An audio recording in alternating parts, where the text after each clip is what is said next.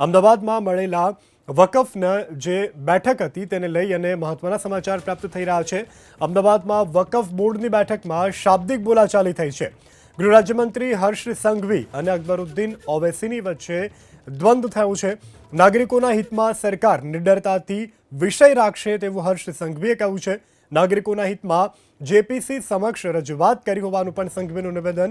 રાજ્ય સરકાર તરફથી જેપીસી સમક્ષ રજૂઆત કરી રાજ્યની અગ્રણી મુસ્લિમ સંસ્થાઓને પણ કમિટી સાંભળશે તેવું હર્ષ સંઘવીએ કહ્યું છે।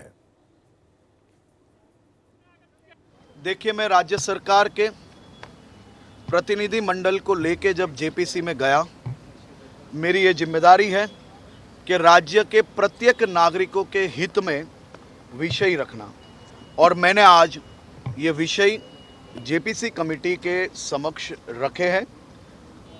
ये जेपीसी कमेटी के एक नियम है कि विषयों की चर्चा मीडिया से एवं बाहर सार्वजनिक रूप में नहीं हो सकती। उसके कारण मैं मुद्दे पे चर्चा नहीं कर पाऊंगा, लेकिन ये जरूर कहूँगा कि राज्य के हित का विषय हो तो भूपेंद्र भाई पटेल की सरकार, चाहे वो कोई भी विषय हो, वो निडरता से और निष्पक्ष तरीके से रखेगी।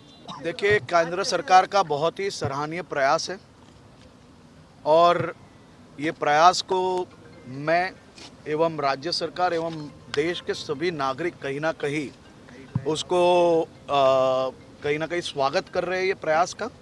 और ये प्रयास अपने आप में सभी के हक में है, और सभी के इंस्टीट्यूशनल राइट्स हैं, उसको संभाल के जो किया गया है, उसको राज्य सरकार ने तो अपना पहले से ही कहा है कि ये अमेंडमेंट एक्ट का हम स्वागत करते हैं, और ये अपने आप में बहुत ही सराहनीय प्रयास है। પ્રેઝન્ટ કરવામાં આવ્યું। સરકાર વકફ પર શું કાયદો બનાવી રહી છે, સરકારે અત્યાર સુધી વકફ પર શું નવા કાયદા બનાવ્યા છે અને એના કેવી રીતે અમલીકરણ કરી રહ્યું છે તેની વાત ગૃહ રાજ્યમંત્રી તરફથી કરવામાં આવી। પરંતુ મને એવું લાગી રહ્યું છે કે સરકાર ફક્ત ને ફક્ત ગૃહ રાજ્યમંત્રી એક દેખાવો કરીને ભારતીય જનતા પાર્ટી જે પ્રમાણે આ બિલને જે સમર્થન આપી રહી છે અને આ બિલના અંદર જે વકફ બોર્ડના મેમ્બર્સ હતા, વકફ બોર્ડના ચેરમેન હતા, એ લોકો તરફથી પણ જે પ્રેઝન્ટેશન કરવામાં આવ્યું તે સંપૂર્ણપણે હું સમજુ છું કે સરકારે જે પ્રમાણે તેમને બ્રીફ આપી હતી, જે ગાઈડલાઈન આપી હતી તે પ્રમાણેનું થયું છે।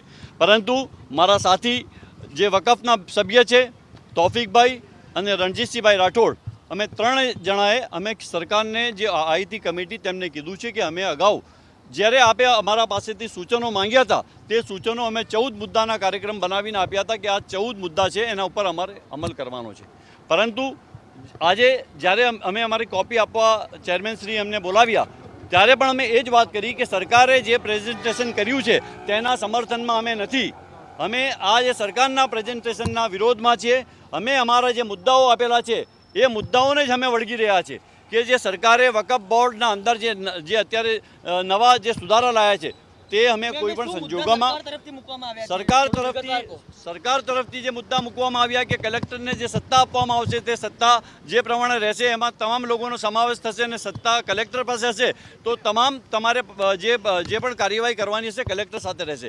અમારો વિરોધ જ છે કે કલેક્ટરને જ્યારે તમે સત્તા આપો છો ત્યારે સમગ્ર દેશના અંદર અલગ અલગ રાજ્ય બોર્ડ બનાવેલા છે। રાજસ્થાન રાજ્ય બોર્ડ છે, ગુજરાત રાજ્ય બોર્ડ વકફ બોર્ડ છે, હરિયાણા છે, પંજાબ છે, દરેક તમે વકફ બોર્ડ બનાવેલા છે। ત્યારે આ પ્રમાણેનું તમે બિલ લાવીને ફક્ત ને ફક્ત મુસ્લિમ સમાજને ટાર્ગેટ બનાવવાનું કામ કરી રહ્યા છે અને એમાં હર્ષ સંઘવી સાહેબ જે પ્રમાણે કરી રહ્યા છે તેનો સખત શબ્દોમાં વિરોધ કરી રહ્યા છે। ઇમરાનભાઈ અસદુદ્દીન ઓવૈસી અને હર્ષ સંઘવી વચ્ચે એવું તો શું શાબ્દિક બોલાચાલી થઈ, કયા મુદ્દાને લઈને થઈ? હર્ષ સંઘવી જ્યારે પણ વાત કરતા હોય છે ત્યારે એક જ વાત એ કરતા હોય છે કે અમે જે પ્રમાણે જે એમની વાત હોય છે એના અંદર એ આખી વાત અલગ હોય છે। પરંતુ અમારી જે કમિટીના મેમ્બરો હતા અમે એ રજૂઆત કરી કે વકફ બોર્ડના અંદર જે પ્રમાણે અત્યારે જે સભ્યોને મૂકેલા છે એ સભ્ય જે પ્રમાણે કામ કરી રહ્યા છે લોકોને એનાથી સંતોષ છે।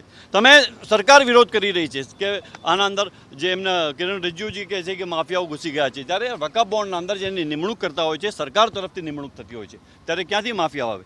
તો આ પ્રમાણેનું અત્યારે જે આ બિલ આવ્યું છે આ બિલને અમે સખત શબ્દોમાં અમે વિરોધ કરી રહ્યા છીએ કોંગ્રેસ પાર્ટી તરફથી અને ઇન્ડિયા ગઠબંધન તરફ અમારા તમામ સાથીઓ તરફથી આ બિલનો અમે વિરોધ કરી રહ્યા છીએ. અચ્છા, આપણે કમિટીમાં એવી કોઈ રજૂઆત મૂકવામાં આવી છે કે કેટલા વિવાદિત જગ્યાઓ છે અથવા તો કેટલી આવા વિવાદ ચાલી રહ્યા છે એવો કોઈ રિપોર્ટ રજૂ થયો? એ બધા એમને ચેરમેન છે વકફ બોર્ડના, એ આપને વધારે માહિતી આપશે કે એમના પાસે ચેરમેન પાસે બધી માહિતી હતી. પરંતુ અમારી એક જ વાત છે કે જે પ્રમાણે આ બિલ છે એમેન્ડમેન્ટ બિલ 2024 વકફને અમે સખત શબ્દોમાં વખોડીએ છીએ.